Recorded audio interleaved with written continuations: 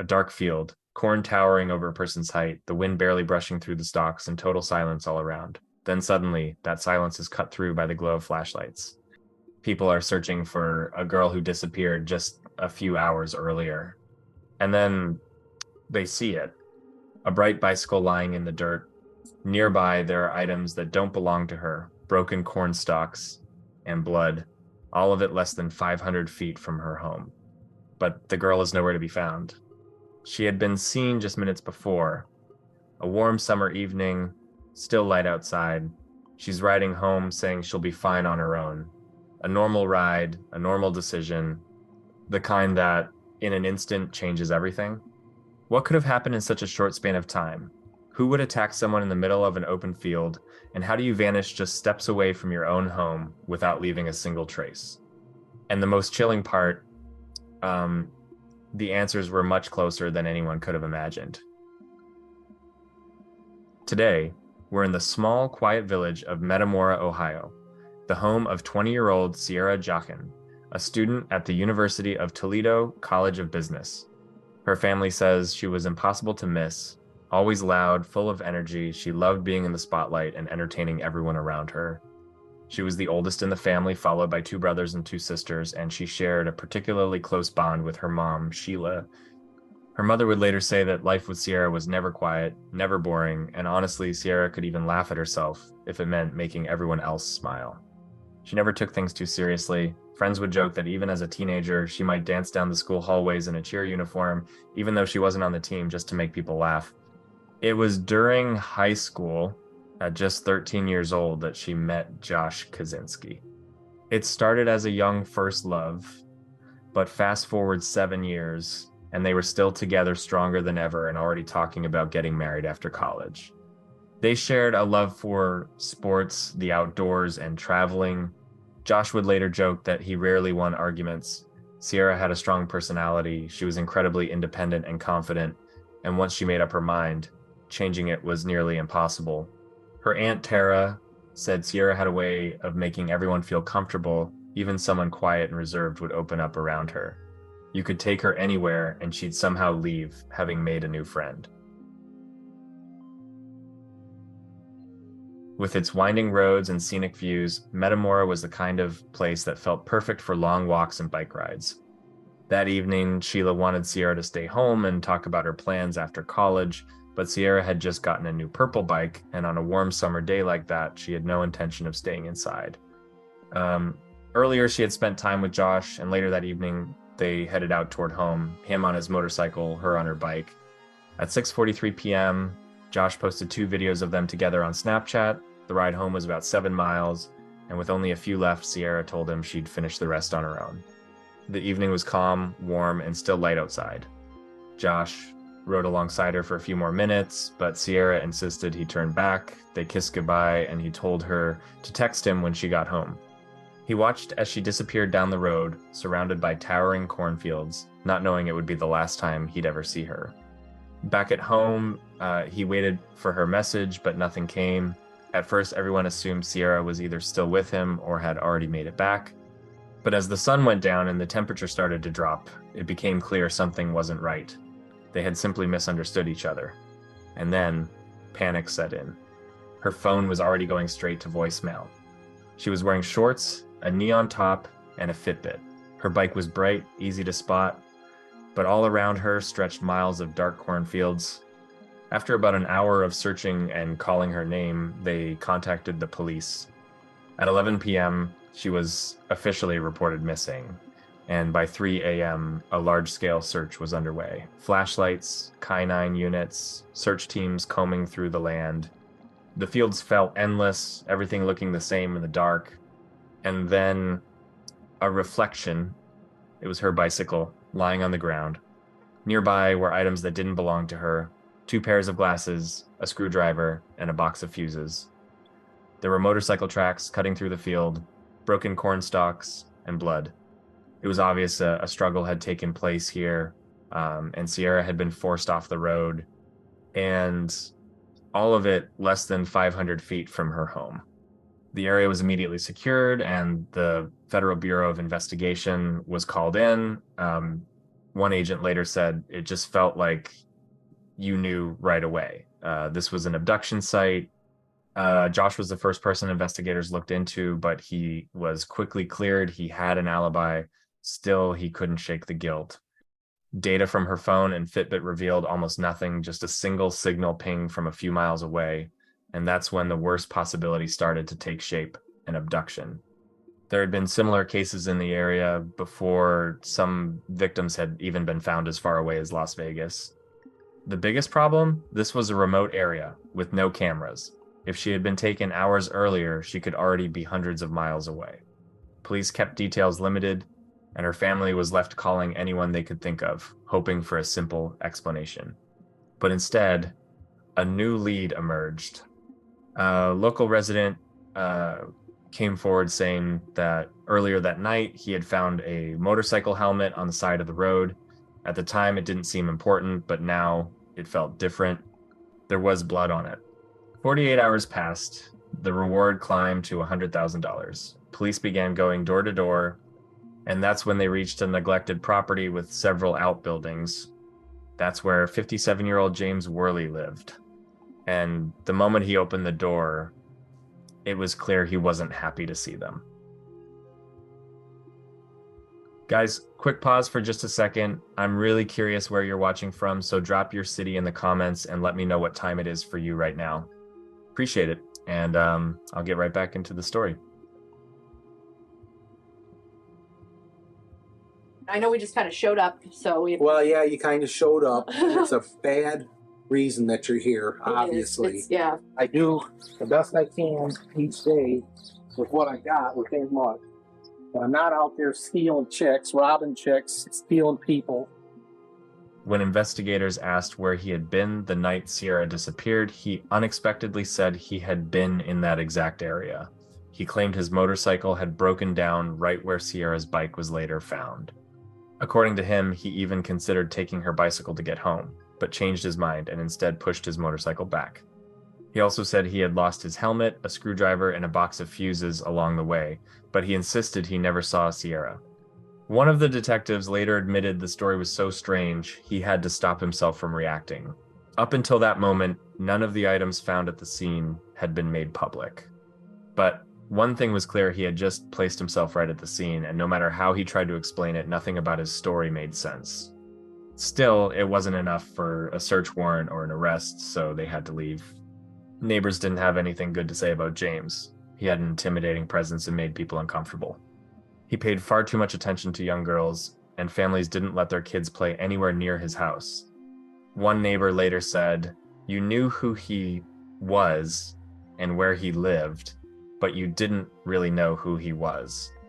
No one could point to anything specific, just a feeling that something wasn't right. Back at the station, a background check on James gave investigators enough to move forward. It turned out he had been released from prison in 1993 after abducting a cyclist named Robin Gardner. He had been driving his pickup truck and forced her off the road about 20 miles from where Sierra disappeared.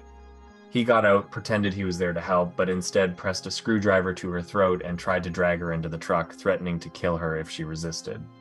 He struck her in the head and pulled out handcuffs from the glove compartment. Somehow she managed to jump out of the moving vehicle and was saved by another driver. James was sentenced to 10 years but served only 3. It was disturbingly similar to what investigators now believed had happened to Sierra, and the case took a very serious turn. When they returned to his property, they decided to check the barns. In the one furthest from the house, they noticed a green plastic container partially covered with hay. Inside were bags filled with women's underwear and clothing. Many items were labeled, some stained with blood. At that point, James started to get visibly nervous. He said it was too hot inside and suggested everyone step out for some fresh air, but no one moved. When they looked closer, they saw bloodstains on the walls. They found handcuffs, zip ties, rolls of duct tape, ropes, weapons, and masks. More items like these were later found in his truck. There were hidden cameras set up in the barn, and a mattress with bloodstains on it. Leaning against one wall was a sheet of plywood. When they moved it, they discovered it was covering a hole in the ground. Inside was a freezer, buried beneath the surface. It had been lined with carpet stained with blood, and there was a strong chemical smell coming from inside. This wasn't just a shed, it was a torture chamber, a real-life horror scene. And what did James say to all of this? At first, he claimed the clothing probably belonged to his ex-girlfriend. Then he said he had been trying to start an adult film production company, and this was supposed to be his set. When officers looked at him in disbelief, he suddenly said, "I've seen a lot in my life. Do you really think I'd leave any evidence behind?" It was obvious none of his explanations held up. Detectives placed him in handcuffs this time. They had enough.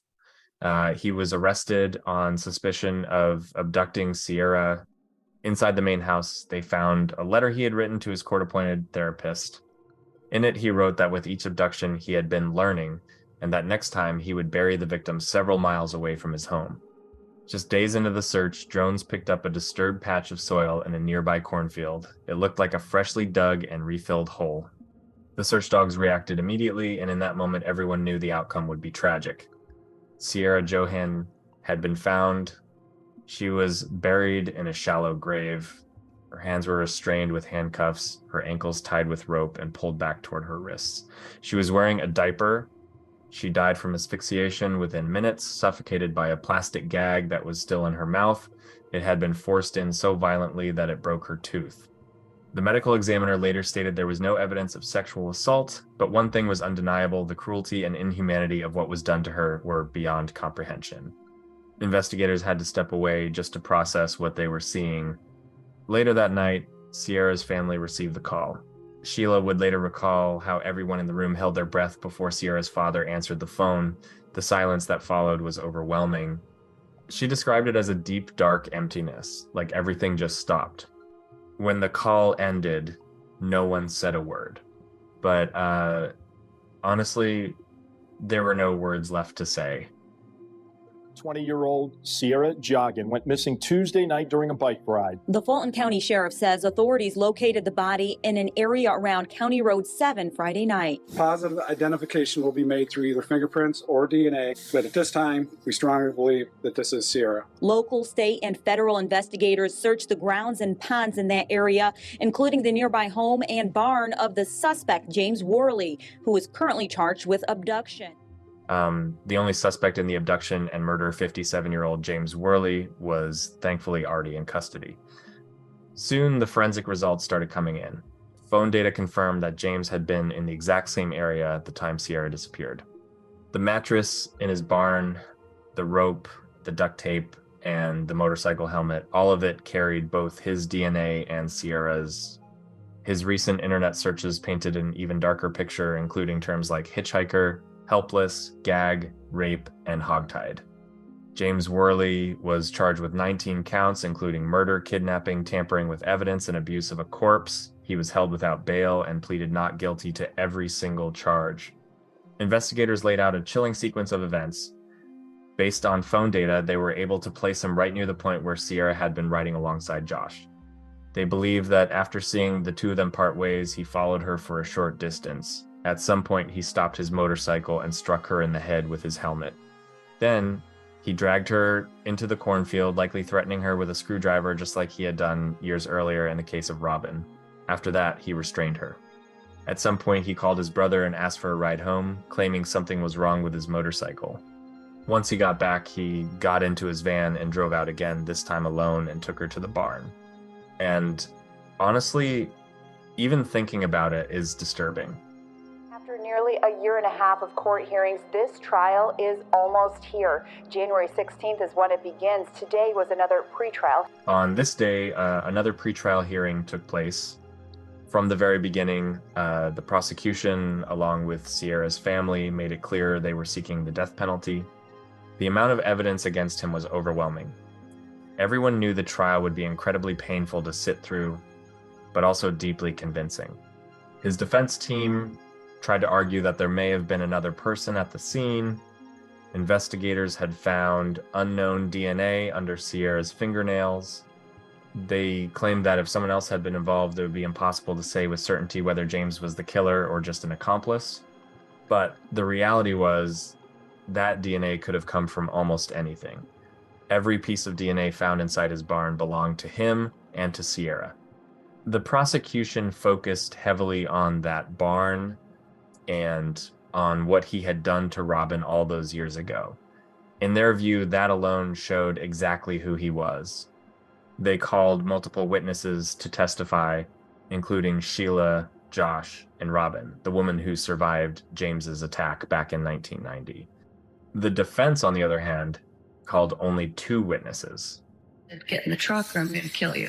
The harrowing testimony of Robin Gardner, a woman abducted by James Worley in 1990. Gardner didn't want her face shown, but recounted the details of July 4th, 1990. Didn't fight, but I struggled to get away and begged to get away. Members of the Fulton County Sheriff's Office, along with investigators from the Bureau of Criminal Investigation, testified to finding a cornfield Sierra was abducted from, showing the jury blood-stained evidence they collected like Sierra's sock and bike. And images of how Sierra was found in that grave brought a BCI investigator to tears. She got straw in her hair. You got a brassiere, like a lace colored brassiere, handcuffs, a rope, and an adult hyper. But while these items, along with a long list of pornographic movies found on Worley's computer, were entered into evidence, the defense painted a different picture of the defendant.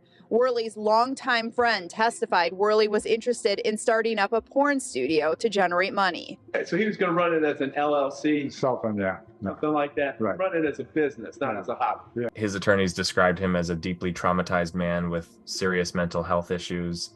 At one point, they even suggested that he had been involved in an incestuous relationship with his mother before her death. Prosecutors acknowledged that he likely did struggle with mental illness, but made it clear there was no evidence to support that claim about his mother. James's sister also took the stand. She testified that he had been a suspect in at least 3 other cases involving murders and disappearances, though none of them were ever proven. Among them was the case of 14-year-old Lori Ann Hill from the 1980s, which sadly remains unsolved. Another was Claudia Tinsley, a woman James himself admitted he had been in a car with on the night she disappeared. After 6 hours of deliberation, the jury reached a verdict. We, the jury, unanimously agree the aggravating circumstances committed by the defendant outweigh the mitigating factors beyond a reasonable doubt, and hereby unanimously find the defendant should be sentenced to death. I will now need to poll the jurors. James Worley was found guilty of murder and convicted on a total of 17 out of the 19 charges against him. The jury recommended the death penalty, while his attorneys pushed for life in prison instead. They brought in a criminal psychologist who suggested the attack had been driven by sexual sadism linked to a fetishistic disorder and diagnosed him with a sexual paraphilia. During sentencing, James launched into a 40-minute rant, insisting he was not a killer and claiming he had been set up. Their hearts are wounded, and they always will be. But if you believe like I believe that Sierra goes on. She may have been murdered and victimized, but she goes on. At one point, he even said, "Don't ask me why she wasn't raped. She was a beautiful girl," but that didn't happen. At that moment, Sierra's family couldn't take it anymore. They stood up and walked out of the courtroom. The aggravated murder of Sierra Jogwin outweighs any and all mitigating factors beyond a reasonable doubt. The court therefore accepts the recommendation of the jury. The court orders that James D. Worley is hereby sentenced to death for the aggravated murder of Sierra Jogwin. The court orders that the execution date of James D. Worley be set for June 3rd, 2019 to be carried out by the appropriate authorities. The court typically concludes this case by having a few comments. I have been told by my brethren who handled these cases that is inappropriate here. Suffice it to say, Mr. Worley, I think you would have been well advised to listen to your attorneys before you made your statement. I thought your attorneys did an excellent job in handling your defense. And one further comment, Mr. Worley, if I thought there was a snowball's chance in hell that you were innocent, you'd be looking at life. Court's in recess. All right.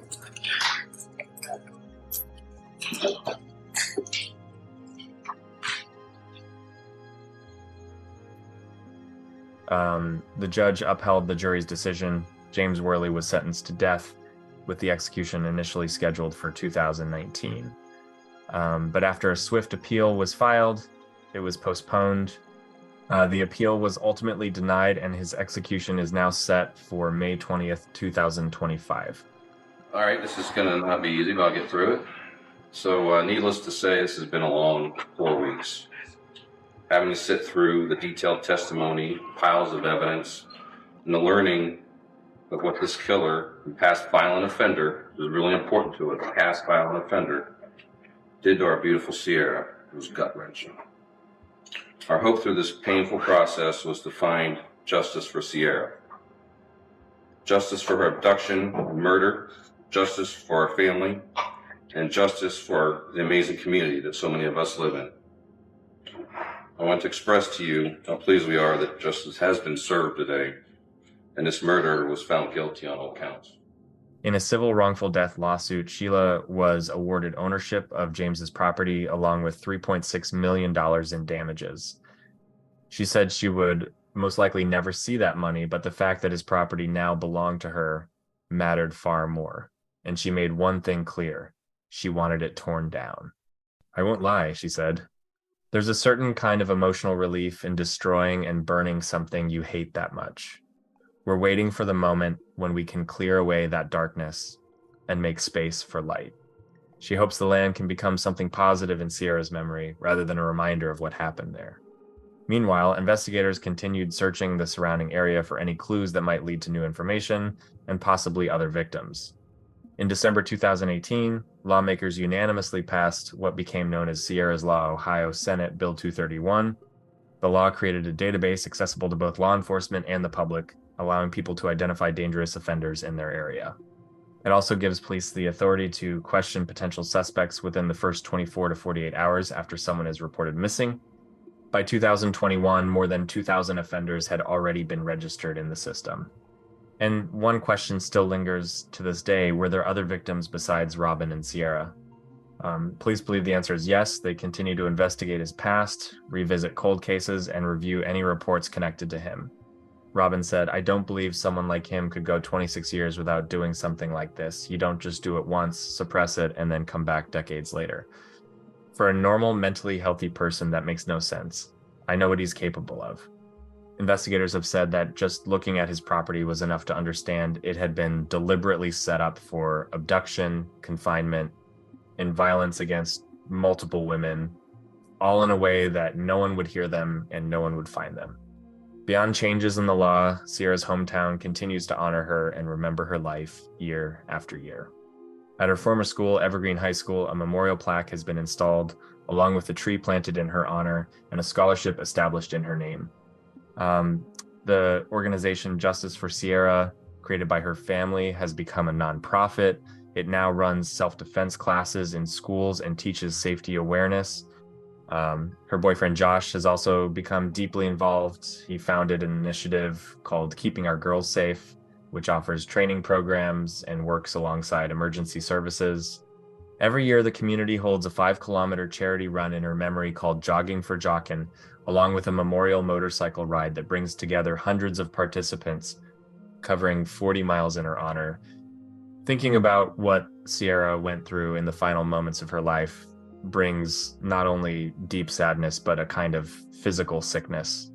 "The pain is unbearable," her Aunt Tara said, "and the emptiness we feel, it's impossible to put into words.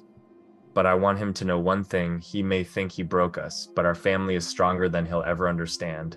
And because we were lucky enough to know Sierra's love, we are unbreakable." And her mother, Sheila, said this about her daughter: "Sierra's life was worth so much more than the 20 years she was given. She inspired people she never even met. And I can only imagine the incredible things she would have done if she were still here. But even now, I know she's still changing the world."